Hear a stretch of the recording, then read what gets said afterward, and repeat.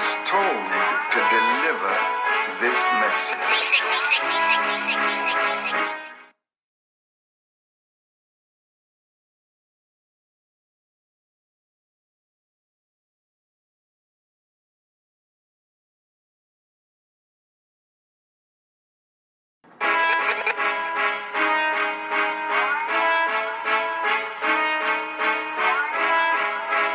I was told to deliver this message.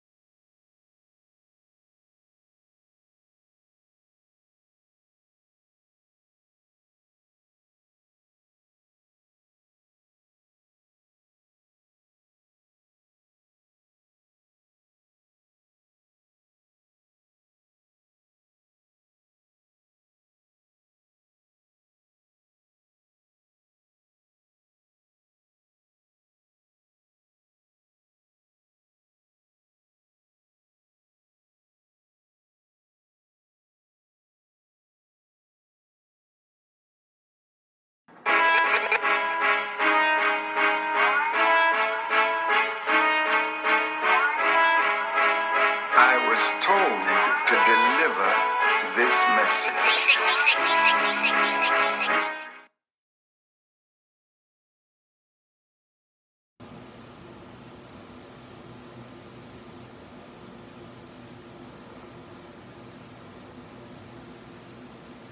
Assalamu alaikum, family. It's your brother, Brotherland, the next Nation Town TV live on our new time slot, Tuesday nights. Inshallah, we're going to try to hit you on these Tuesday nights as often as possible. So that way the final call cover story will be fresh off the presses. Let me first start off in the proper fashion in the name of Allah, the Beneficent, the Merciful. I bear witness that there is no God but Allah, who appeared to us in the person of Master W. Fard Muhammad, to whom praises are due forever. I further bear witness that Muhammad is his messenger, the most honorable Elijah Muhammad, to be right and exact and down to the modern times. And lastly, I bear witness that the Honorable Minister Louis Farrakhan is indeed our divine leader, teacher, guide, last chance, and Messiah, if we understand. And in those three great names, I greet all of the Nation Town family in the words of peace. Assalamu alaikum. Now, dear brothers and sisters, first of all, thank you for viewing us, Nation Town TV Live. It's been a while since we actually did the Nation Town TV Live with the final call cover story and the whole nine, which is our original regular program. We've been doing the revolutionary relationships, myself and my wife, Sister Shauna Joy X, executive producer. All praise is due to Allah. Shout out to her. But we getting back on the Nation Town TV Live, the bread and butter of this Nation Town thing. But as you can see, to my right, we dealing with our final call cover story of this week, Deal or No Deal, the controversial deal. I'm doing that with quotations because nobody knows what the deal actually is or what the details of the deal are. But it's been a lot of talk about this, and it's the Final Call cover story. We hit the Final Call cover story no matter what the topic is. And let me be very clear, this time around, there ain't gonna be no tiptoeing through the tulips. I'm going right for the jugular on this one because it really lends to a deeper issue, a couple of deeper issues in our community. And that's what I'm actually going to deal with. I want to encourage all those watching to hit us up with questions or comments, whatever the case may be. If we deem them pertinent or interesting, we will hit it up and deal with it. Speaking of deals, but as far as this actual topic, deal or no deal, Final Call cover story. For those that don't know, I'm not going to get into too much detail on it. I'm pretty sure everybody that's watching knows. Jay-Z, government name Sean Carter, our brother, whether you like it or not, brokered a deal with the NFL where, as far as I know, he's going to have some type of say-so in some of the marketing aspects of the league. Also bringing a social justice twist to it. And it's something that the NFL has been scrambling for, pun intended. They've been scrambling for ever since the Colin Kaepernick situation, where he was kneeling and then he was eventually released by the San Francisco 49ers. And since then, he has not been signed by another team. You also had other players like Eric Reed kneeling and so forth. So it's been a ugly issue. But since the whole kneeling incident, Colin Kaepernick and his legal team filed a collusion case. They filed a case against the NFL that was settled out of court. From what I heard, was about a 7 or 8 figure deal, perhaps even more. But Colin Kaepernick still is a free agent, still looking to be signed. From what I hear, he's still in tip-top shape. Players like Eric Reed are still on NFL payrolls. We're going to talk about that in a moment. So a lot of people on the negative end of this felt like Jay-Z was kind of like a scab. For those that don't know, a scab is let's say a bunch of auto workers decided to go on strike, and then some brothers who work in the bumper department decide, you know what, we got bills to pay. We gonna cross the picket line and go ahead and show up to work. That's considered a scab. So a lot of people, and a lot of the people that's kicking up dust about this probably don't even know what a scab is and how that works when it comes to a strike or an actual protest. But a lot of people are looking at Jay-Z like he's a coon because he working with the white man. He didn't sign the deal or whatever the case may be. And then on the other end, you have those who are saying, well, we don't know what's actually going on. We don't know what the actual deal is. They're keeping it under wraps. We don't know what's going on. But what I found interesting in the entire, I guess you could say, controversy is that it reminded me of something that brothers and sisters that know me, I say a lot, and that is that some of the elements of our community, it's changed over time. Some of the elements of our enemies have changed over time. Right now, I'm broadcasting live from an iPhone, from a damn telephone. 20 years ago, this would have been, unthinkable that I could be, actually, I have graphics on the screen. I'm live on Facebook. Just the concept of social media itself was unheard of 20, 30 years ago. And now we're doing all of this with something that's supposed to be a phone. Well, if telephones have, advanced as far as technology, then everything else, you have to understand that everything else advances as well, especially if it's something that is that's critical and something that's age old. And the aspect of a coon and the aspect of our enemy is something that's been around for a while. So you'd be kind of foolish to expect both of those things to look the same way in 2019 as they looked in 1819 or 1919 or 1929, 59, 69. So as I said, I'm going to go straight for the jugular with this because I'm going to deal first and foremost. Let me say wa alaikum salam to everybody hitting us. We got Brother Jermaine, we got Brother Glenn Clark, We got Tawana Garrett. Assalamu alaikum. We got, who else we got? Yes, sir. Well, wa alaikum salam to everybody touching down. But first of all, let me say to those on the negative end of it who are insinuating that our brother Jay-Z is somehow a sellout. 1 second.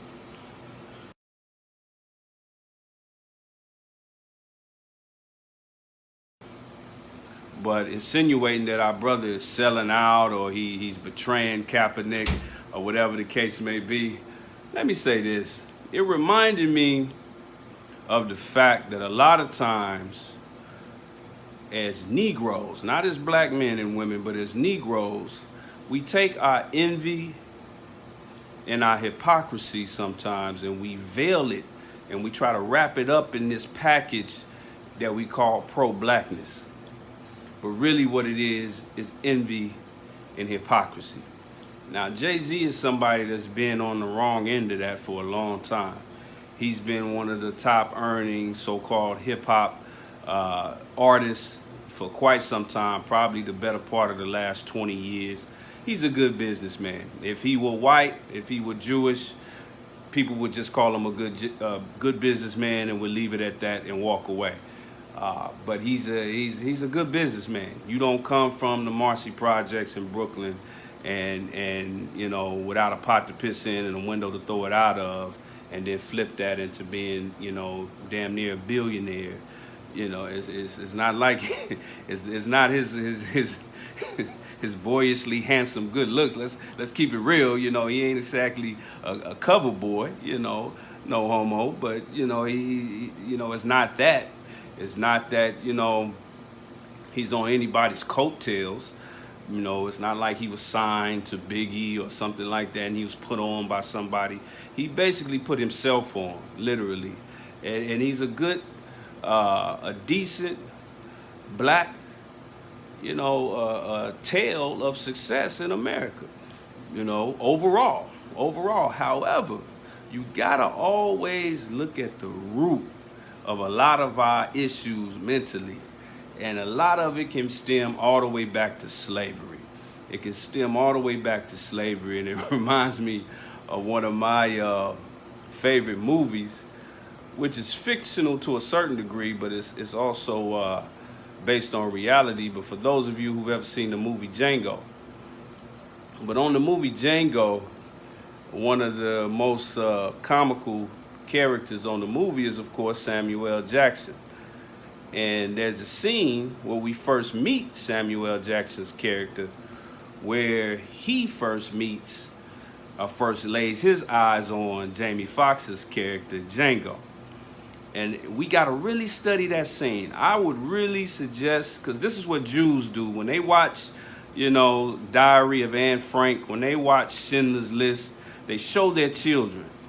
They sit their children down and they make sure their children know, you know, the Holocaust that their people went through. But they make sure of it. And they go through great lengths to parse every aspect of it. Anne Frank, her book has been remixed 1,000 times. They have a stage play about it. They've made several movies about it. We should do the same thing with our Holocaust, which is the Western chattel or American slave trade, which is our Holocaust. Over 100 million plus actually murdered or their deaths caused, and even more affected by the after effects of slavery. And I would strongly suggest you go back and you read Roots again. You go back and watch Roots again. Either version. I think the newer version that they made was a lot better than I thought it was going to be. But go back and watch Django. Watch this scene where Jamie Foxx pulls up. He pulls up just as you see him right there on that image. He pulls up with this white man with him. And he pulls up with some prestige because he's well dressed for a black man in that time and in that area. And he's on a high horse. And that's exactly what Samuel L. Jackson said. Who's that nigga on that high horse? Who that nigga on that high horse? And we still have that mentality today. I'm thinking, man, if I was a slave working from KC in the morning and KC at night, my family has been sold from plantation to plantation. I've seen my brothers and sisters get the skin whipped off their back. I've seen my sisters, maybe even my own woman, get raped in the slave quarters. If I've gone through the hell of slavery and I see a black man pull up on a high horse and he has his dignity, he looks strong, he's well dressed, and he pulls up, I'm gonna give him the benefit of the doubt and say, man, this might be a savior. This might be somebody who can come and at least tell me how I can get to where he is. Maybe. But if you're thinking like Samuel L. Jackson's character, which was an unadulterated, 100% non-stepped on pure coon, then you actually get a disease in your heart, as the Honorable Minister Louis Farrakhan says, a malady in your heart when you see a black man on that high horse, because you have the same mind. If you're like Samuel L. Jackson on this movie, you got the same mind that a Peckerwood does, that a poor white trash does, or that any white man that's rooted in white supremacy, which is pretty much all of them. You're looking at it like, who is this uppity nigga? Who does he think he is? Who gave him that horse? Who gave him those clothes? Somebody had to give it to him. He didn't earn it. No, this nigga didn't earn that. Ain't no way in the world. He got to be, and that's what it had. For the best of us, it starts off with golf claps when we see a black man successful. It starts off with golf claps. You know, all right, the brother done made a little something of himself. But as soon as we see him succeed to a certain degree, we put a ceiling on it. We put a cap on it. And we say, okay, he's cool, he succeeded, I'm happy for him. But he can only get this high. He can only get to this level. If he gets higher than that level, then I'm gonna become suspicious of him. Not because there's any real reason to be suspicious of him, but because here's what you're really doing. What you're really doing, you're using deceptive intelligence in order to justify your own failures. And like I said, I'm gonna keep it one. I'm gonna make a lot of people mad with this. I ain't gonna be on long, but I'm gonna go deep and I'm gonna ruffle some feathers. And I just want you to listen to your brother, take it back, parse it, and think with your mind and not your emotions. Because I'm gonna drop some stuff that even I'm guilty of later on in this show. So I ain't just throwing darts. I'm throwing darts at my own reflection later on.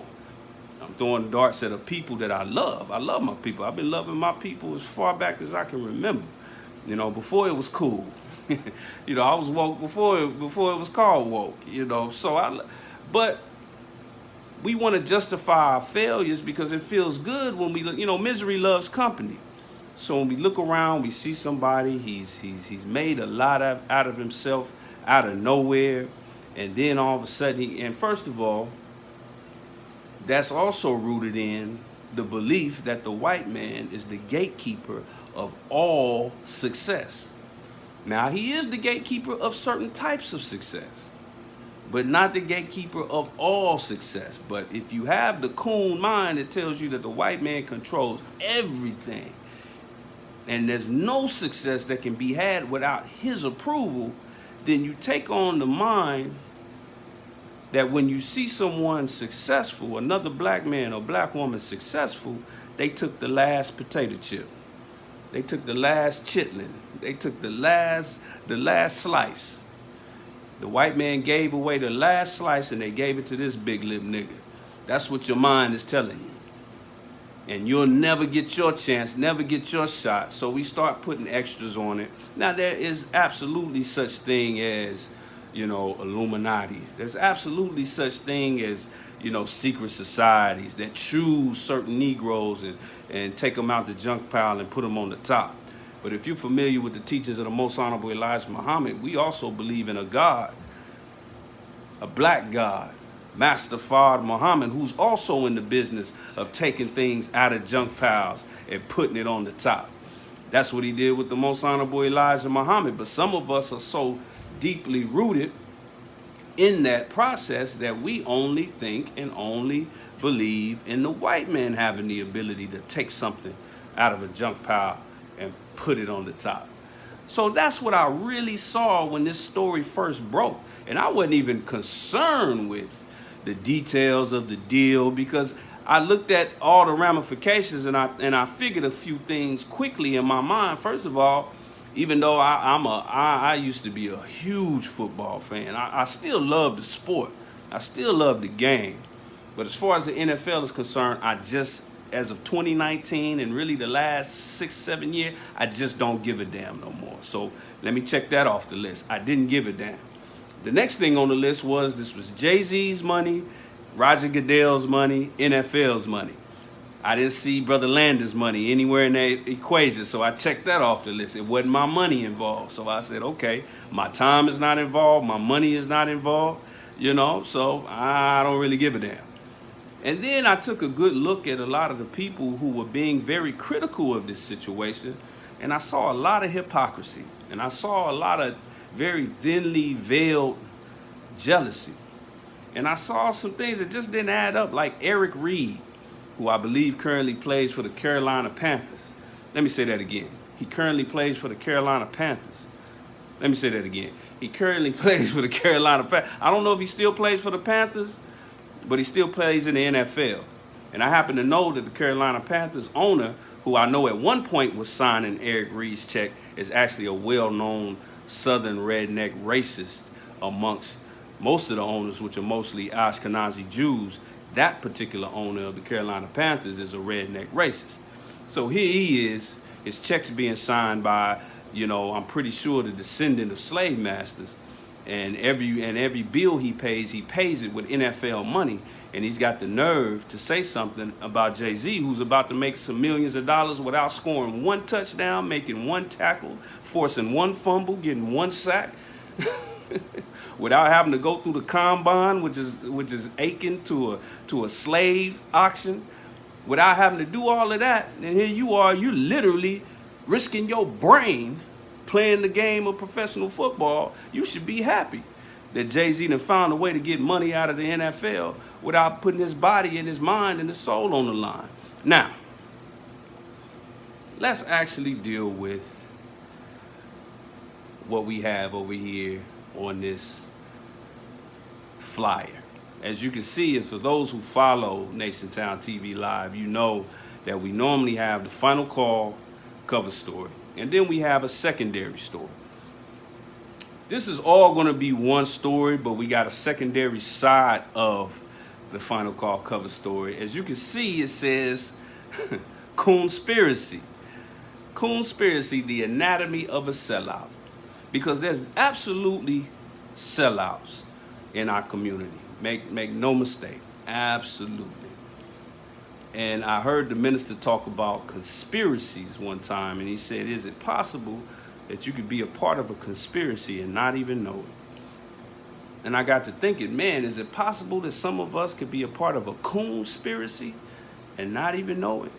See, that's a word that gets thrown around a lot these days, coon.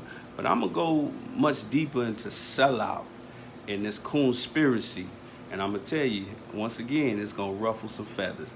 But once again, I want to encourage everybody, hit us up with comments and questions. I do see the comments, flying off the screen. First of all, assalamu alaikum, everybody checking in. Brother Daniel, Sister Octavia, assalamu alaikum. Let's see what we got.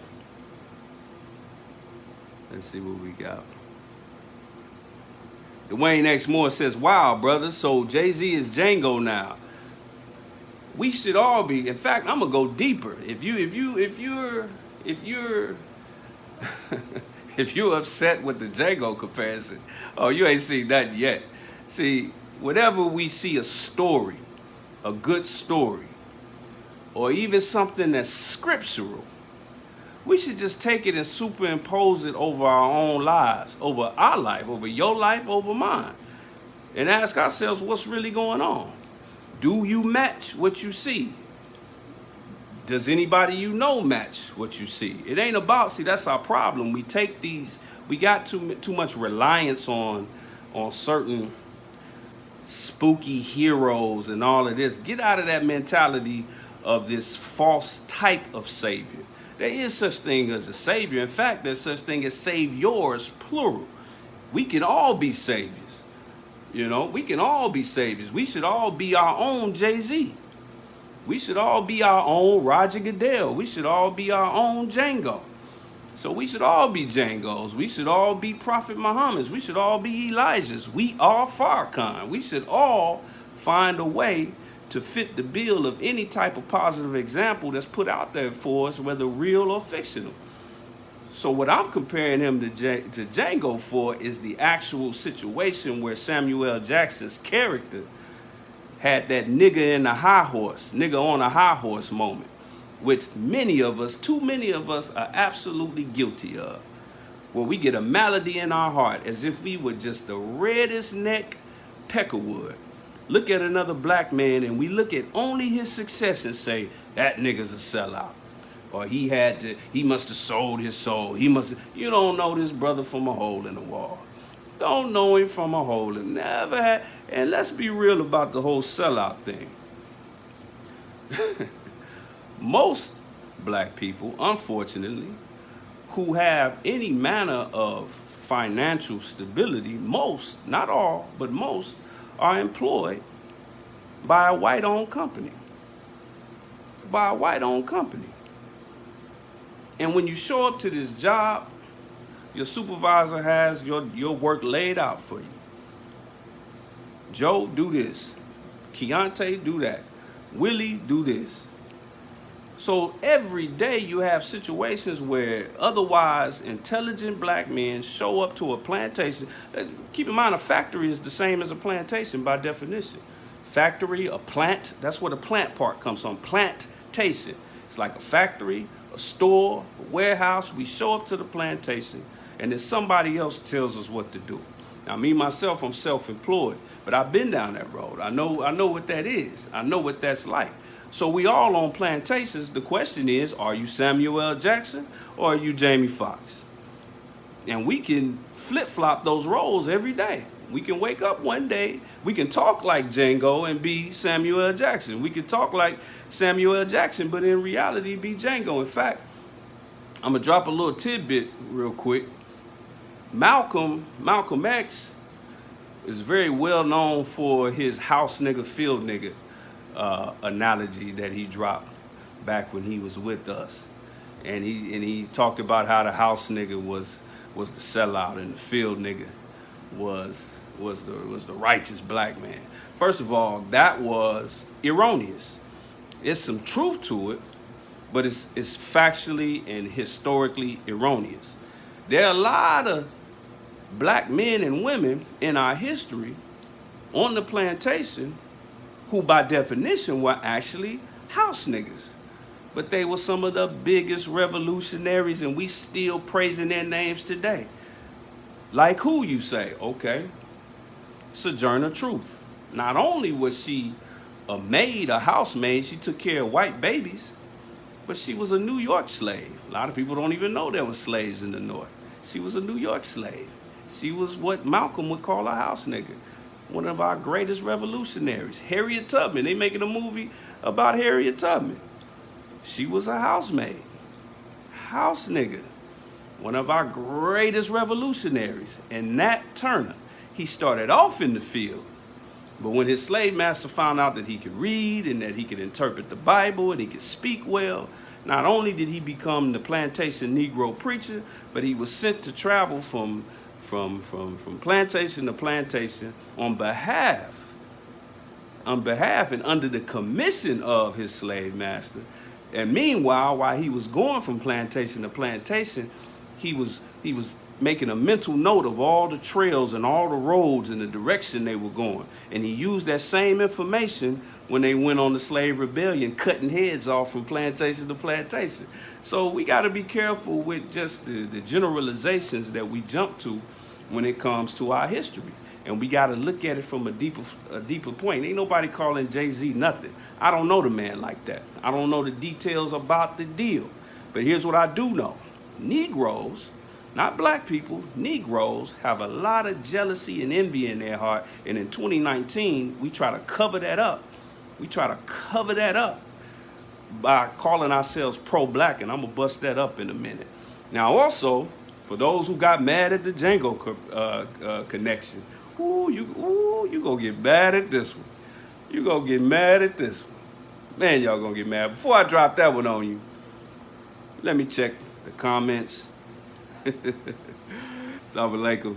We got Brandon X Clay. Assalamu alaikum, soldier. He had some wrench handler assists, but he really was calling for an action step. Okay. Like I said, those who want to argue the details of the deal, show me, drop a PDF, email me the deal. Nobody can do that. Okay, so I'm not going to go into the deal and what he actually did. It was probably the most step and fetch coonish deal ever signed. He probably literally just wrote his soul on a piece of paper and then signed it away to the end. I don't know. And like I said the other day, he probably signed a deal with some small print that might enable him to own 3 teams at the same time. 10 years. I don't know what the deal is. I don't know but what I saw from our people is what I'm talking about right now. I saw maladies in our heart about a man, and I saw the same mentality that we've been having for too long. Speaking of Brother Malcolm, now something that Brother Malcolm said that was 100% true. He said, we're the only people on this earth who put all of our faith in leadership that are entertainers and athletes. Man, that's a damn shame. That you got Negroes waking up in the morning saying, what's Jay-Z gonna do for me today? What's Beyonce gonna do for me today? What's Eric Reed gonna do for me today? What's Colin Kaepernick gonna do for me today? That is a damn grown men, not babies. You know, as children, we all looked up to athletes and celebrities and entertainers to some degree, but we didn't look up to them and know, come and save me type mentality. It was just, oh yeah, that dude is cool. He can dunk. Yeah, he's fast. Oh yeah, he can rap. Whatever the case may be. But we got grown men and grown women who are waking up every day wondering what's Jay-Z gonna do for our people today. A rapper, an entertainer. Like I said, Donald Trump, how much did he score per game? What's his 40 time? Was he a 4-3 guy? What team was he drafted by? What Vladimir Putin, what sport did he play?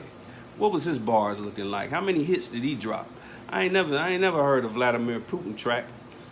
What is he, the DJ Khaled of Russia? I don't know. No, their leaders don't operate like that. Their leaders are really rooted in the world that they have leadership in. They're rooted in that world. And we got to start looking in those worlds for our leadership.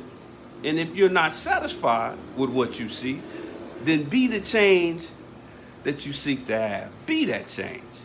And I'm going to go deeper in that for a minute. But before we go to our first break, we're going to take a quick commercial break. And that's also going to lead into what we're going to talk about in the next half of this. I want to do 2 things. I want to take another look at the comments. And then I'm going to drop another comparison. Ooh, especially for those who felt some kind of way about the Jago comparison. Sister Lady Denisha Moore says, I don't think people are jealous.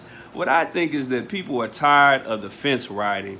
We are all proud of our brother who was put on a connect of Foxy Brown. When Allah allows us to rise, we have a different type of responsibility. I got to deal with that last sentence. When Allah allows us to rise, we have a different type of responsibility. I totally agree, sister. But my definition of rise and your definition of rise, I think, is a little different. You're talking about when a brother is allowed to become successful and famous. And unfortunately, because of our demise and our destruction in this land, black people, a lot of us automatically take celebrity for success. There are a lot of broke celebrities these days, especially with the advent of reality shows. But we think, just being famous is some type of success. But even with riches, you're speaking of riches as rising. But I agree with that only in the fact that when we rise out of bed, we have a responsibility. Not just when we rise to a certain tax bracket. Not just when we make a couple of classic albums. Not just when we score a few touchdowns and win a Super Bowl or NBA championship. But when you rise out of bed, whether you rise out of bed in Beverly Hills or you rise out of bed in the projects, something that Jay-Z has done both of, when you rise out of bed with Allah's inspiration in your lungs, with oxygen in your lungs, limbs that work, arms that work, feet that work, eyes that work, ears that work, a brain that works. When you rise like that, you have a responsibility. And that's what I'm going to get into the second half, is what's our responsibility in all this? The problem is you have grown black people leaning on another grown man. If Jay-Z dropped a whack album, there would be disappointment, but there'd be very little, vitriol. Would nobody be ready to steal on Jay-Z because he dropped a whack album?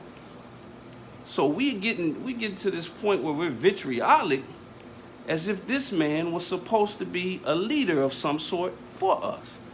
That is absolutely foolish. That mentality is foolish. I ain't calling nobody foolish, but that mentality itself is absolutely foolish. Let me see.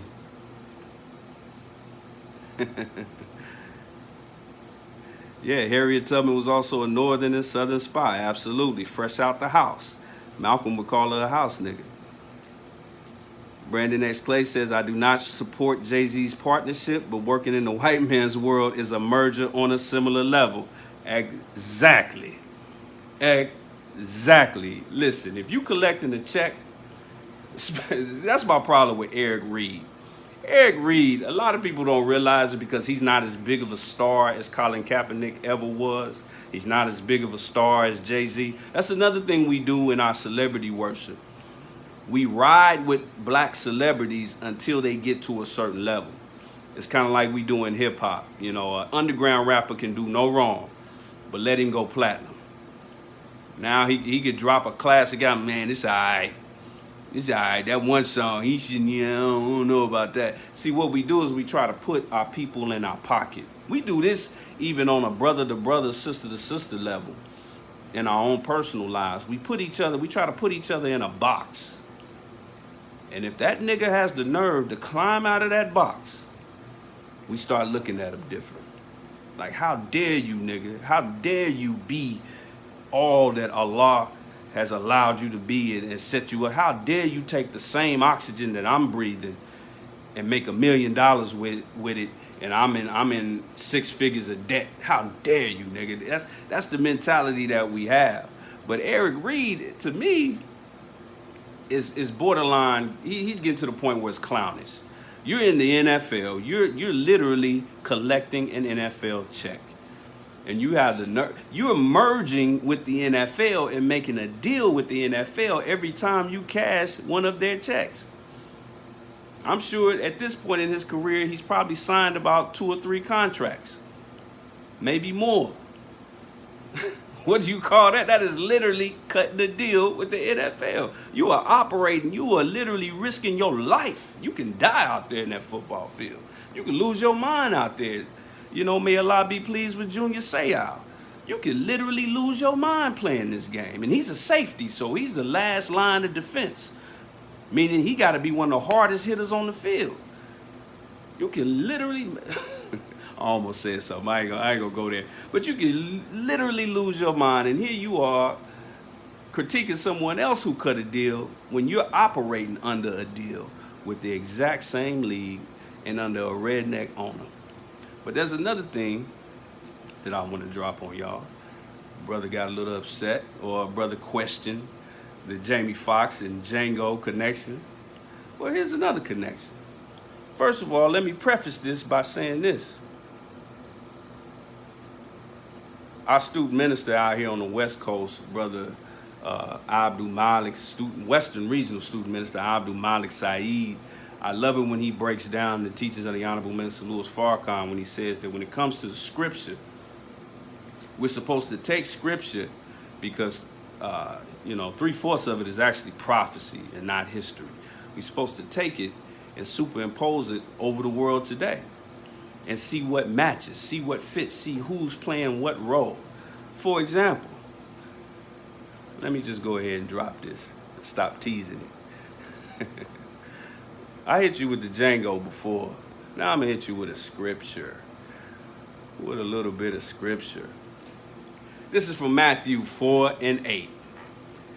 For those of you familiar with this is where the devil himself took Jesus Jesus up on the highest mountain. It says again, the devil taketh him up into an exceeding high mountain, and showeth him all the kingdoms of the world and the glory of it all. He took him up on this mountain and offered him everything that he could survey, offered him everything that he saw. Now, one thing the Honorable Minister Louis Farrakhan said is, have you ever wondered why Jesus would even be walking with the devil? Why he would go up a mountain with the devil? We talking about a mountain. He didn't say he went around the corner with the devil. He didn't say he met him at a Starbucks. He said the Bible says he went up on a mountain, an exceedingly high mountain. Some of y'all can't go up a molehill without getting winded. Could you imagine how hard it is to climb up a mountain? Jesus went up the mountain just to hear what the devil had to say. So the aspect of going somewhere with someone, meeting with someone, and coming to some type of agreement. Now you say, well, Jesus didn't make an agreement. Did he not? He actually did. Jesus said, okay, since you're coming at me like this, here's what I'm going to do. I'm going to fast for 40 days and 40 nights. Just because you tried me like that. Just because you tried me like that. That was the outcome of that meeting. That was the outcome of that deal. And that goes back to what I've been saying. Who has seen the deal? Who knows? Every time there's a trade in the NBA or the NFL, all the prognosticators start arguing and debating on who got the better end of the trade. You know, we had a lot of trades in the NBA this year. You had Russell Westbrook going to the Rockets. You had Anthony Davis going to the Lakers, and everybody want to know, did New Orleans win the trade? Did LA win the trade? You know, what happened with the Clippers and Paul George? Did they win the trade, or did Oklahoma City win the trade? And so, but you have to see the details of it before you can start arguing over who won the trade. We might be able to look at the deal itself and come to the conclusion that, damn, Jay-Z fasted 40 days and 40 nights on these Peckerwoods. Because he probably signed a deal that said, I don't have to do nothing but just do a photo op once a year, and you got to pay me $50 million.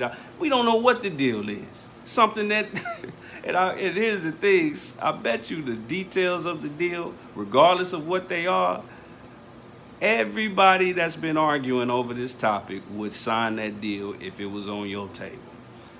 If it was on your table. And that's what I'm going to get in the second half of this. What's our responsibility in this? Because it's easy to point the finger, even though it's sad and it's foolish. It's easy to point the finger at a celebrity, at a leader, at somebody who's already up on a mountain. But we have a responsibility as individuals, as black people, and we are severely failing at that responsibility. I mean, we are failing miserably as a collective, myself included. I'm in that. A man can rise no higher than the condition of his people. And we should remember that when we become envious and jealous. Don't be jealous of a brother that came up in the world. Don't even worry yourself about how he came up. Ask yourself how you gonna come up. In fact, for all those upset with Jay-Z's photo op, because that's all you know is that he took a picture. Didn't nobody take a picture of the paperwork though. For those that are mad about his photo op, here's a solution. Before we take a break, here's a solution for those that are mad about the photo op. Go make you about $900 million and do it right. Go make you $900 million and do it right. Go make enough money where you can go get a legal team and have them undo Jay-Z's deal and then pay Jay-Z enough money to agree to undoing that deal. Go make that much money. And if you believe that the black man is God, if you believe in a God, and if you believe in your damn self, then what I just said is not far-fetched. Offer him a better deal. We're taught by the Honorable Minister Louis Farrakhan when we go amongst our people in the streets, gangbangers, dope dealers, dope users. Don't talk down to them if you're not offering them something in exchange for the lifestyle they're currently living. If you don't have nothing for that young brother, don't tell him to put that dope down. Explain to him what the alternative is and how he can benefit and get some benefit for himself, like our lessons say. You got to replace what you're taking away from them. And we all have that ability, unless you have a doubt in your mind that the black man is God. I mean, we talking about an artist that said, Alhamdulillah. I run through them all. I mean, this is a brother he said this spiritual-ish really works. So maybe he done tapped into something that we haven't even tapped into because we so busy tapping his pockets. Why don't we tap our own pockets and also pay attention to our own pockets? With that said, I'm going to let y'all stew over that. We're going to have a moment with our sponsors. But I want y'all to think about that as we get into the secondary topic of a coonspiracy. Could you be a part of a coonspiracy and not know it? And we're going to break down the anatomy of a sellout and what that means to our people and what we can do about it. We'll be right back.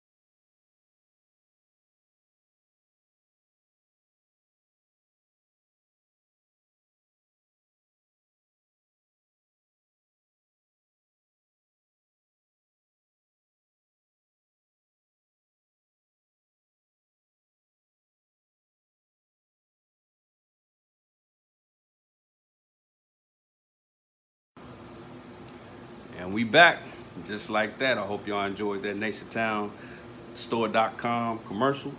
We're going to be on for another maybe 20 minutes depending. But what I want to get into real quick is the secondary topic that you see on the bottom left, where it says the anatomy of a sellout, and it's preceded by COONspiracy.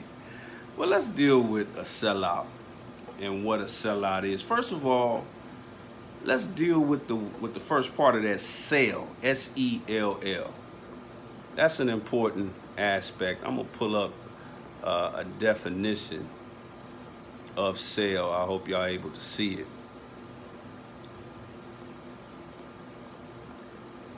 But basically what you see a lot of synonyms, you see a lot of examples of the word sell, not sell out, but sell. But two of the definitions caught my attention. It says to abandon one's principles, to portray someone for one's own benefit. These are two examples or two definitions of S-E-L-L, sell. And then the etymology caught me slipping. For those of you not aware, we should always consider the etymology of a word when we are looking up a word. And the etymology, meaning the root of the word sell, S-E-L-L, is an Old Norse English or Old Norse word that essentially means to give up. To give up something or to give up altogether. Now, some of y'all probably think, oh yeah, that's what Jay-Z did. He abandoned his principles. What are Jay-Z's principles? Based on your last conversation with Sean Carter, your last intimate conversation with him, what are his principles? Do you even know? You might find out that everything that he's done up to this point, including the NFL deal and every music deal he signed, are absolutely in line with his principles. Also, betray someone for one's own benefit. Now, Jay-Z is in an industry where a lot of it is based on reputation and what the people think about you. And he's been in this industry about a good 25 years. And then before that, he was in the streets, where your reputation is also important. I think this brother had an idea of how people would react initially to this news, especially after he stood up and said that I don't need the NFL needs me. And he actually turned down the opportunity to perform, just to be another performer, another tap dancer on the stage at Super Bowl. He said, no, sir, I'm good on that. You're going to have to raise the stakes if you want my participation. So they offered millions of dollars for him to tap dance, perform. But then he signs a deal to sit down like a man to man, and cut some kind of deal. Who knows what the deal is? But take Jay-Z off your mind for a minute. I know that in this day and age, 2019, even to some of us who consider ourselves woke, consider ourselves conscious, consider ourselves knowing the teachings, consider ourselves whatever it is you consider yourself, the reality is the God of most of us is still celebrities. For many of us, Beyonce is still your God. Jay-Z is still your God. Master Muhammad falling off your lips. Most Honorable Elijah Muhammad falling off your lips. Yahweh falling off your lips. All of that stuff falling off your lips. Kemet falling off your lips. I say and all that falling off your lips. But really, in your mind and in your heart, it's Jay-Z, it's Beyonce, it's 50 Cent, it's this actor, it's that, it's this reality show, it's that, because that's what we really bend over backwards and give all of our attention to. But the etymology is to give up. Now, what I'm going to do, I'm going to break down the anatomy real quick of a sellout. And I'm going to start it off by announcing who I believe is the biggest sellout in the black community in the last 100 years. Who is the biggest sellout in the black community in at least the last 100 years? Let me clear my throat. The biggest sellout in the black community in the last 100 years is the black community. I'm going to say that again. The biggest sellout in the black community in the last 100 years is the black community. Now, why is that? Oh, brother, why are you saying that? But first of all, I'm a part of the black community, so I caught a stray bullet just saying that. I caught a flesh wound just saying that. When I thought about it earlier, man, I felt some kind of way just thinking that. But see, in the Nation of Islam, we're taught to submit to truth.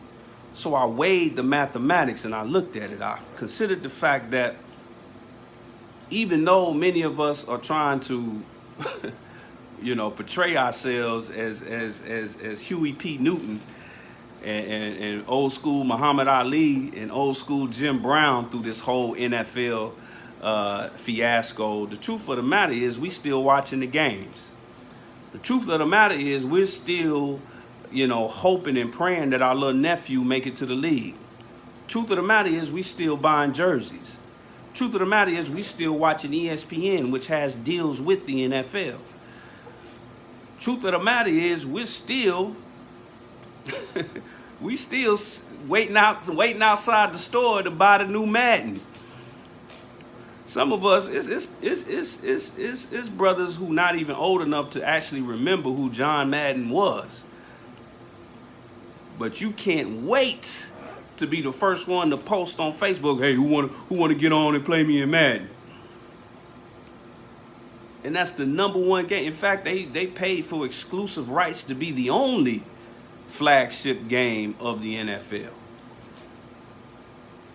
We're the ones who allow non-black people to come into our neighborhood every day and set up shop and start businesses, and we walk right into those businesses and they treat us like dirt, and we still give them our money, our hard-earned money. They mean mug us, we mean mug them, but then we go in the pocket. It's almost like the relationship between a pimp and a prostitute. The biggest sellout in the black community in the last 100 years is the black community. In fact, we got to start asking ourselves, who did you sell out with this week? Was there something that you purchased that you could have purchased from a brother or a sister or from a black-owned business that you just decided, I ain't getting on the highway, that's too far. The store I want to go to, and they got a better selection. Really, a better selection? Think about that. The shoes you purchase. Some of us, man, we gotta have the flyest kicks. Even though these shoes, they really are made in some of the nastiest ghettos of Taiwan, the kind of places that you would throw up if you just walk down the street, made by little 8-year-old girls with blisters on their fingers. They would have to save up every paycheck for 5 years to buy one pair of Jordans. The Jordans themselves actually came out 30 years ago, but they're charging you more than what they cost 30 years ago today, and you buying them and bragging about them, walking around like you just signed a multi-billion-dollar deal with the NFL.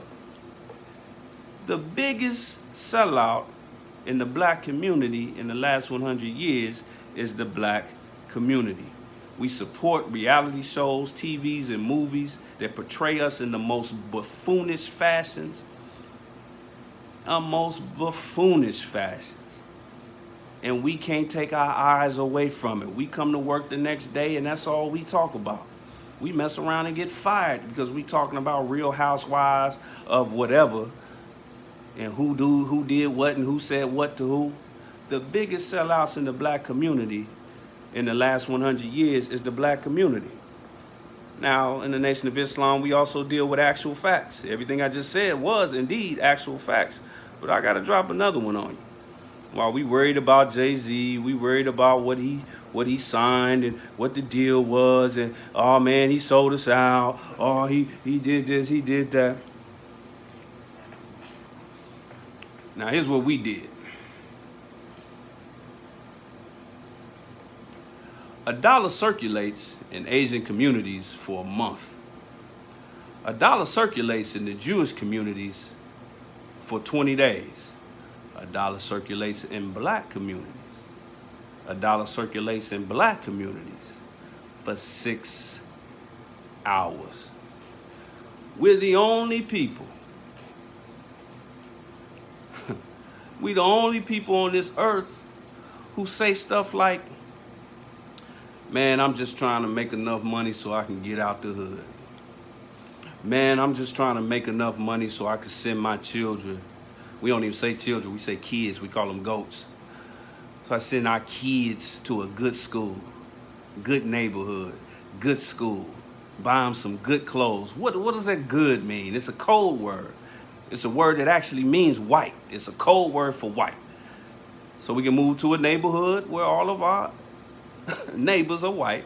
So we can move, so we can send our children to a school where all of their classmates are white. And so they can wear clothes that have a white man, some white homosexual man's name on it. This right here to my right should be the topic of discussion and the topic of disgust in the black community every day. When this popped up on the screen, you should have threw up a little bit in the bottom of your mouth. Your throat should have just filled up with throw up for about at least a few seconds. You should toss and turn in your sleep over this. That's if you mad about Jay-Z. That's if you feel like, oh man, Jay-Z sold us out. This right here should make you want to fight somebody. In fact, if you do want to fight somebody over this, let me show you where he is. I'm gonna tell you, I'm gonna snitch. I'm gonna snitch on the dude that you need to steal on first. I'm gonna snitch on the female you need to steal on first. Go into your bedroom or your bathroom and look in the mirror. Because either you're complicit with this or you're not doing enough to change that. And if we just change that, see, here's another myth, another economic myth in our community. We think that our economic rise is going to be based on a CEO or a business owner here, or somebody starting a business there, or a brother doing, you know, this kind of company over there, or a sister starting that kind of company. It's not really in the starting of a business. It's actually rooted in something that we already have our hands on the wheel of, and that is our consumerism, the way we spend our dollar today. In fact, it's almost economic suicide for a black man to start a black business that caters to black people, because we don't know how to support our own. We don't know how to support our own. Some of the same people I see on social media complaining about Jay-Z, I saw them last year in January arguing with brothers over the playoffs. Not over not watching it, but what team is really a good team and who gonna play who. And some of them same brothers are calling Jay-Z a coon today. See, this is what I'm saying when I say we take our envy and our hypocrisy and we try to throw a veil of pro-blackness over that. I'm telling you, brothers and sisters, I see through that veil. I see through that veil. I audit myself. When I say audit, I'm talking about the mathematical and economic definition of audit. I audit myself on every dollar I spend lately, especially in the last 10 years, since I've been an entrepreneur. Because now it hits home. Being that I'm self-employed, it hits home. I will go ahead and I will pass 5 grocery stores to go get something at a black grocery store. And the black grocery store I go to ain't even fully owned by that black couple. It's a franchise. But damn, it's the closest thing. And I get everything I can from that store. And if it ain't there, then I go to a Rouse and I go somewhere else. But I pass up 4 or 5. I'm not saying it to pat myself on the back. This is something I had to get myself into doing. That's my response to Jay-Z. That's my response to Roger Goodell. That's my response to that punk-ass cop that choked Eric Garner out. That's my response to that punk who murdered Trayvon Martin. That's my response to Donald Trump. A lot of us are showing who we are in the way we spend our money. Now, we can front on social media, we can talk and throw stones, you know, veiling it as pro-blackness when really it's just envy, because I've been seeing this with when it pertains to Jay-Z. I've been seeing it for the better part of about 15 years. Illuminati this, Illuminati that, he this, he that. Especially when he wifed Beyonce. Some of y'all Negroes really got crazy. Really got crazy. It's like, really, this is another grown man. Go get you a Beyonce. Go be the Jay-Z or whatever interest or world that you in. But this, I'm going to leave this up here.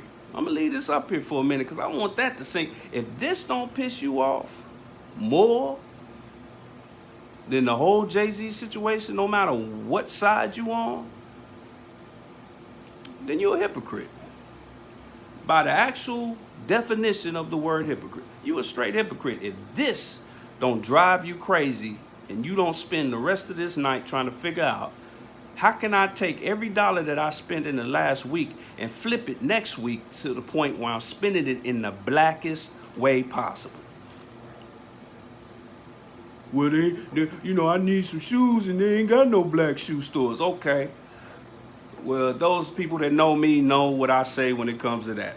If you can't spend your money in the blackest way possible, then spend your money in a light-skinned way. What do I mean by spend money in the light-skinned way? That means go to a white-owned shoe store, since you can't find a black one, and try to find a brother up in there that gets paid on commission. Point him out. Walk past 3 or 4 white people, step over them, push them to the side, go straight to that brother and say, brother, come here. I want you to find a size 10.5 in these Jordans for me, brother. I want you to get this commission. If they don't get paid on commission, ask them, brother, how can I give you a customer compliment so hopefully you can get promoted at this job? What website do I go? What do I have to fill out? Instead of going in there and trying to get a hookup from the brother. Hey, what's up, brother? Hey, I'm your bride. You don't know me from a hole in the wall, but we black, brother. Come on, man. Let me get them new Jordans for $50. Instead of playing that game, go in there, get a brother a tip. Even if they don't allow them to take tips, slide it in his pocket, man. Do something. That trumps, pun intended, that trumps all of this foolishness with this celebrity worship, because that's what it really is. It's celebrity worship. I want you to Google how many players there are in the NFL. How many black players there are in the NFL. How many of them are you mad at right now if you mad at Jay-Z? Why are you mad at Jay-Z and not mad at them?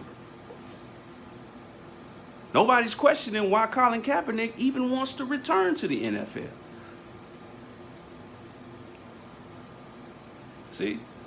That's how you know that you're dealing with celebrity worship, you're dealing with hypocrisy, you're dealing with overall envy, and you're dealing with people using deceptive intelligence to keep them from having to do something.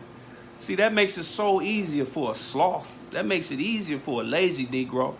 Damn, bro, man, you've been unemployed, man, for 10 months. What's going on? Man, I just ain't no sellout like JC. That's just keeping it real. That's what it really is. That's what it really is. Some of us, and it also goes back to our teachers of the Nation of Islam, are settling on the best part. You know why it's so hard for us to settle on the best part with each other? Because if you settled on the best part of your brother and your sister every day, that would raise the bar for yourself. If you knew a brother that was a great father and a great husband, and you were a whack father and a whack husband, but you settled on his best part of being a great father and a great husband, you couldn't keep looking yourself in the mirror being a whack father and a whack husband when you constantly studying your brother who's the opposite. That would raise the bar. So we settle on the worst part because that lowers the bar. We settle on where that brother slipped. I just mentioned earlier, this brother came from the projects. Came out the projects clean. You know, he didn't get no advantages by being put on by this rapper, this other rapper. He put himself on. You know, he ain't the most handsome brother in the world.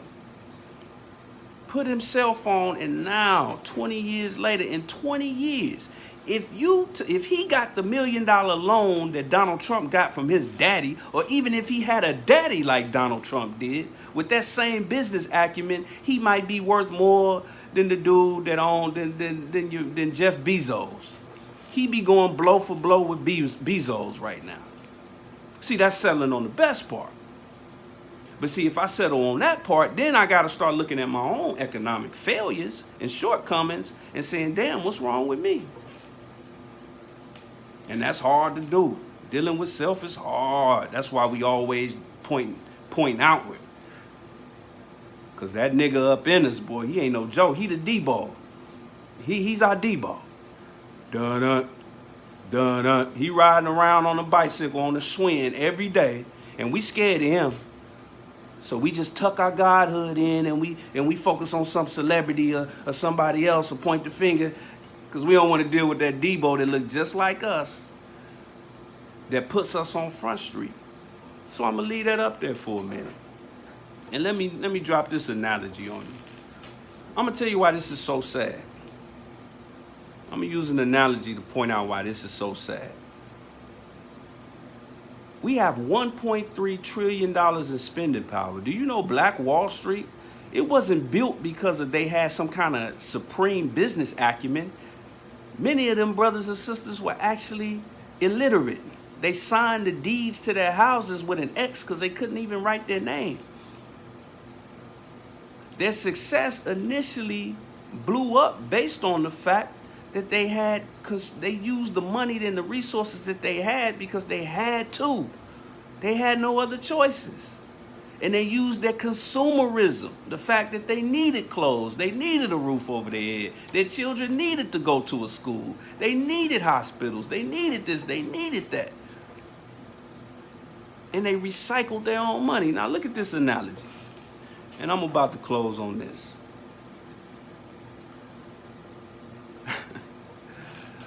Imagine a brother having 5 children and a wife. And he makes $500,000 a year, even in California, where you almost have to be a millionaire just to make ends meet. But even in a state like California or New York, that's good money. And you can very comfortably raise a family of 6 or 7 with $500,000 a year. But this brother that makes $500,000 a year, his family is living in an efficiency apartment, 5 babies running around in an efficiency apartment with holes in the wall in the projects. They're 3 months behind on the rent, about to get evicted. The light's about to get cut off. The gas about to get cut off. But this brother makes $500,000 a year.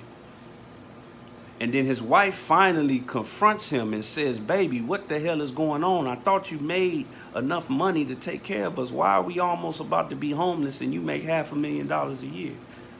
And then he says, well, I spend about $2,000 a week on my clothes. Because, you know, the job that I have, I gotta really dress nice. And then, you know, I got promoted to this job to this position because I'm really nice to my employers. So every day I take all my white supervisors out to eat. I take them to lunch and I take them to dinner at the best restaurants I can find, and, you know, on the other side of town, and you know, and that costs me a good $300-400 a day. And then on top of that, I got to do this. And then on top of that, I got to do that. And then, you know, everybody at my job drives a really nice car.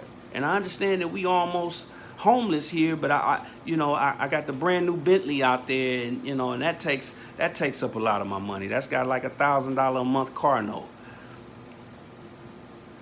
And then she looks at him and says, damn, nigga, that's the dumbest stuff I ever heard in my life. Why are you spending all that money outside of the house when you have responsibilities here in the house? And then he looks her in her eye with a straight face and says, baby, I blame Jay-Z.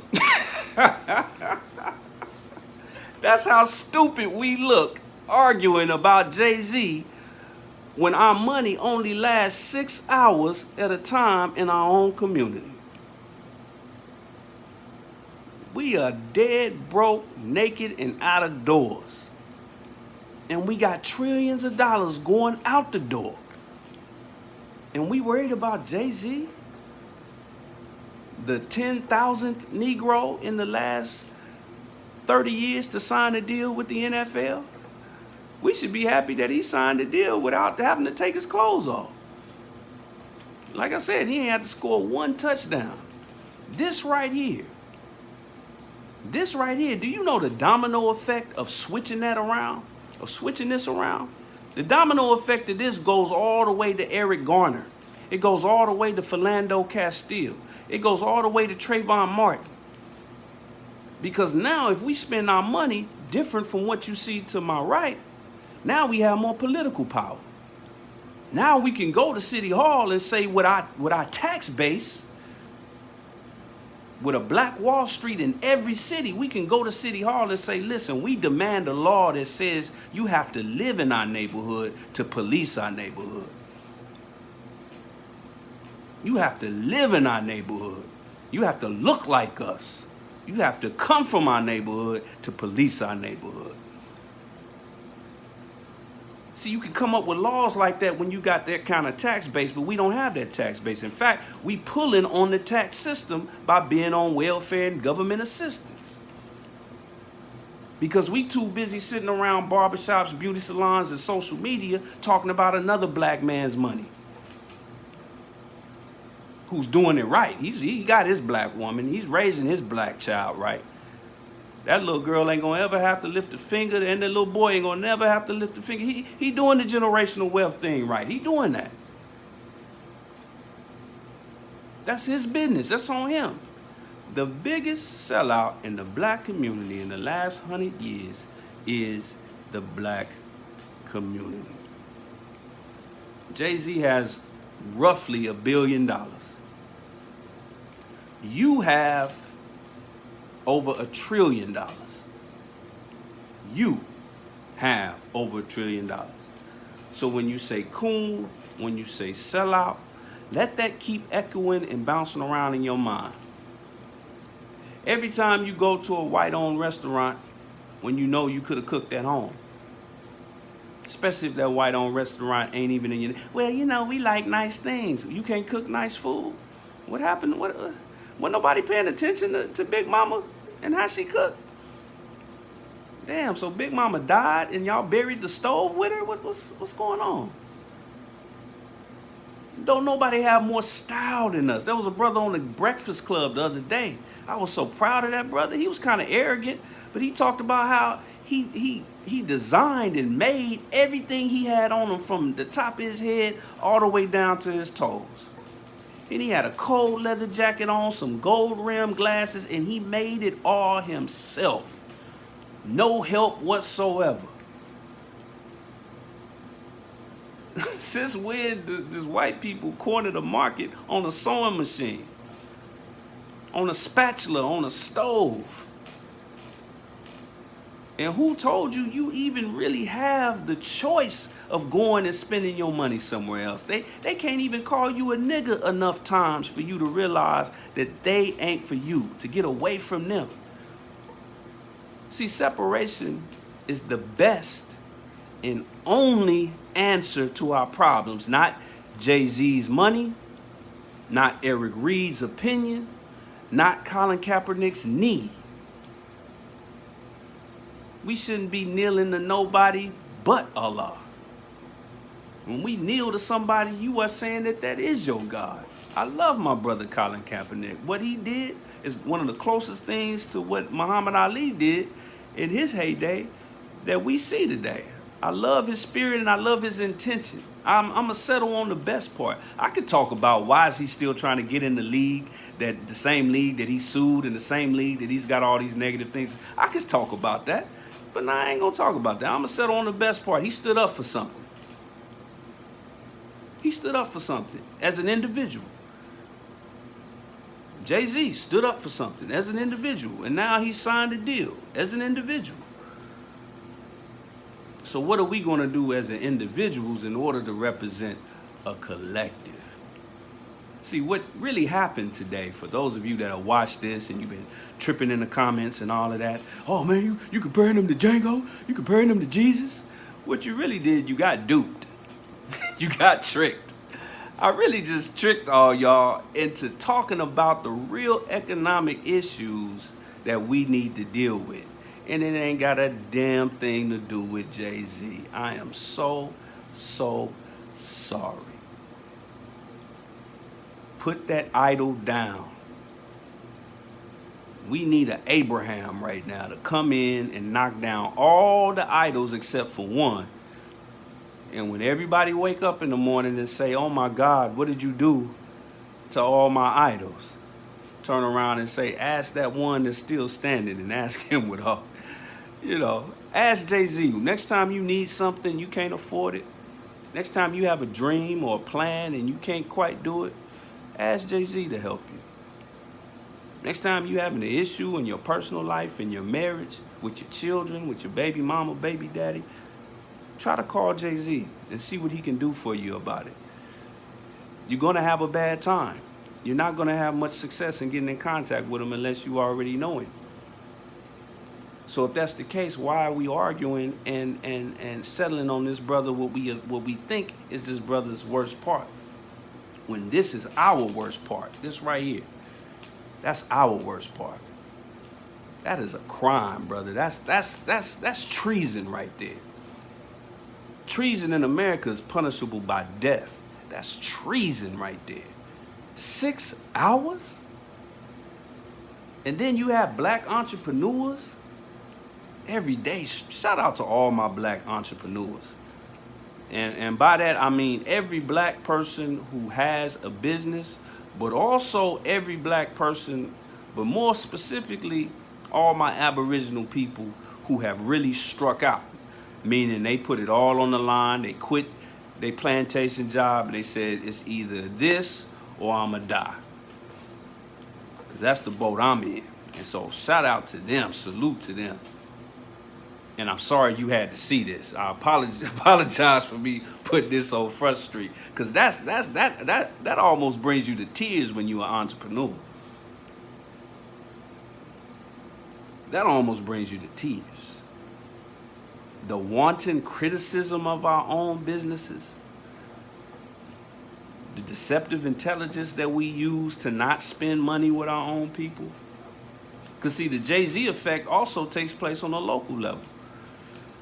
I told a brother one time who has a nice business out here in LA, and he drives a really, really nice car, and he backs the car up. It's like a Jaguar SUV, and he backs it up in front of the store for security purposes. So if anybody try to break into it, he can see it outside the window. And he's constantly going back and forth from the car. I said, brother, you might not even want to do that. You might want to get you a little Cutlass, 86 Cutlass, and drive to work in that every day, and drive the Jaguar on your own time. Because when our people see that you have made your way out of that box that they mentally put you in, they'll probably stop spending money with you just out of envy. That's how sick we are right now. That's how sick we are right now. So until we do something about this right here, what's your plan for this? What's your plan for this next week?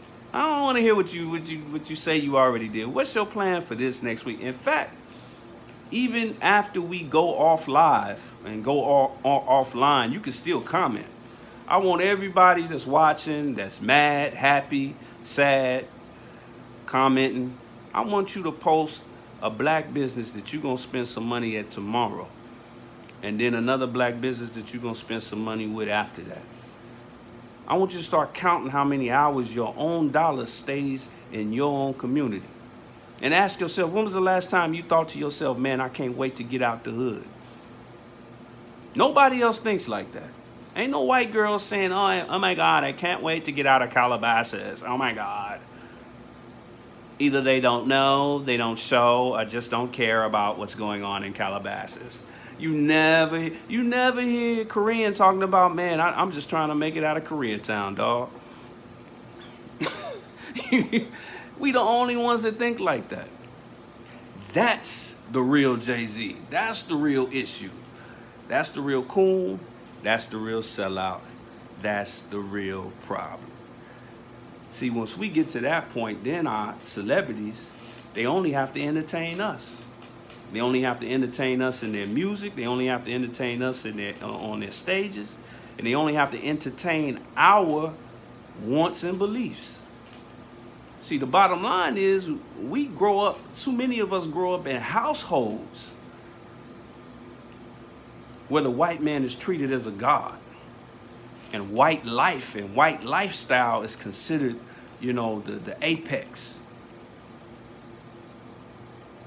You want to send them to a white school. You trying to move to a white neighborhood. And then they grow up appeasing white people, and then you wonder what went wrong. What else could have happened? You raised them for that. You raised them to be a good nigga. You raised them to be a good coon. You raised them to be a sellout. We raising sellouts every day. And let me be clear, sellouts, they not just financially stable. You got street sellouts. Killing each other wholesale. Hating each other wholesale. Holding each other back. Backstabbing each other wholesale.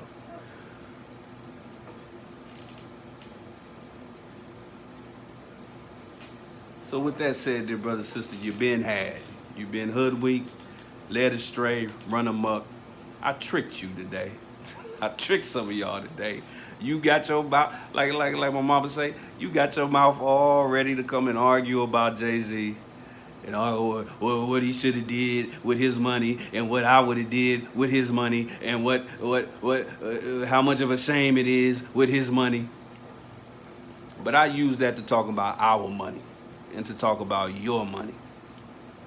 Lay it out. What you gonna do with your money tomorrow with that?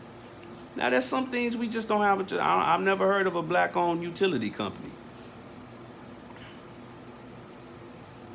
But we could have that if we change that right there. If we change that, that's 6 hours. Do you know? Do you know that if we just spent 10% more of our money, 10% more than what we do now, that means a dime on the dollar. If you go from spending $1 to $1.10 on black-owned businesses, if we all did that overnight, that would instantly create 1 million jobs, 1 million black jobs. Instantly, overnight, boom. That would do more than any politician, any rapper, any athlete, any Beyonce husband. Overnight, 1 million black jobs overnight. But we sitting up here waiting in line at Foot Locker, mad at Jay-Z. We sitting here waiting in line in Whole Foods, mad at Jay-Z. We sitting here waiting in line at Macy's, mad at Jay-Z. You sitting up here waiting in line at Red Lobster's, mad at Jay-Z. We have to put a water turbine in our own economics. What does that mean? Some brilliant man back in like 1849, I think that was the actual year. I could be off by a couple of years, but back in the late or mid to late 1800s, it was probably a brother that invented it, but a white man took it from him. They invented the idea of a water turbine, which is a mechanism that you put in the water in a river. And from the natural flow of the water, it produced energy. Meaning all you were doing was pulling energy from something that's been naturally happening for trillions of years. That water been flowing for trillions of years. All you did was stick something in it that uses that movement to create energy. If we just took the $1.3 trillion that we already spending and spent it in the blackest way possible, that would nullify every coon, that would disarm every sellout. That would make every coon, every sellout a laughing matter. You wouldn't even waste time thinking about a sellout. You got too much money to count. You trying to figure out which independent black school you're going to send your child to because it's 30 to choose from just in your neighborhood. That's the kind of world we could have almost overnight. They built Black Wall Street in less than 20 years after slavery. Many of them not knowing how to read. Now imagine what we could do with our so-called education and wokeness today if we take our minds. Another benefit they had back in the Black Wall Street days? They didn't have no Negro celebrities to sit around and argue about. That's another thing they didn't have. And they didn't have social media. With that said, family, I want to thank everybody for tuning in to your brother Landon X and Nation Town TV. I'm going to leave that up there. It pains me just to look at that. But I'm going to leave that up there. And I want us to do that. I want us to start auditing our money. Start really asking yourself, how much of a sellout were you last week? Every transaction is a deal. Every time you go up to anybody's cash register and they go ding, and then you give them some money in there, or you stick your credit card in there, that's a transaction, that's a deal. That's an agreement. That's why you get a receipt, so you can have proof of that agreement, proof of that contract on paper. That was a deal. You cut a deal. How many white-owned companies whose ownership don't give a damn about your black behind did you cut a deal with last week when you could have cut that same deal with your brother or your sister? Ask yourself that. And then you're going to find out the biggest Jay-Z is living up under your roof. With that said, dear brothers, man, and like I said, I'm guilty of that over the years. By the grace of Allah, the last few years it's been very few and far between, but every now and then I catch myself reaching in my pocket at a time where I don't need to. About to give it to somebody who don't give a damn about me. And that's not insinuating that every black person gives a damn about you, but at least that's better than giving it to somebody that you know for a fact don't give a damn about you. Because when it comes to the black dollar, it's not just the person you spend the money with that you give power to, but also the location that you spend it at. I've seen Negroes bypass malls in their own community just to go buy the same product at a white mall. You see it in all the cities that have so-called black malls. I used to see it in Atlanta all the time. Brothers would drive smooth past West End Mall to go to Lenox Mall in Buckhead to get the same pair of Jordans that they selling at West End. Some of them would ride the train, would ride the MARTA to go do it. That's how sick we are. That's an extinction level event right there that we got to be worried about. Imagine if an earthquake hit right now. How much would you be thinking about Jay-Z and his money? Well, what you see to my right is a financial earthquake. That's a financial disaster right there. And until we deal with that, we're going to have to sit back and keep watching our so-called leaders and gods beside gods called celebrities stab us in the back or do things that we may not like and think that it's the end of the world because they did it. With that said, I thank all of you for tuning in. Again, Tuesday nights is going to be our night, most likely, to do our Nation Town TV Live. I want to thank everybody for tuning in and chiming in. It's your brother, Brother Landon X. I want to shout out everybody that commented, everybody that got duped tonight thinking you was going to come in and debate the ins and outs of Jay-Z and how much of a sellout you think he is. You know, I'm going to do it again soon. I'm going to do something else that's gonna dupe you, because sometimes you gotta trick our people into talking about what we really need to talk about, and usually celebrities is one of the easy ways to do it, because the celebrity, the black celebrity, is the god of the Negro. Well, actually the white man is the god of the Negro, but the white man is the one who props up all these celebrities. So they like the deities or the prophets of the white god. So with that said, I leave you as I greeted you in the words of peace. Appreciate y'all showing up. Show your brother love or not. Assalamu alaikum.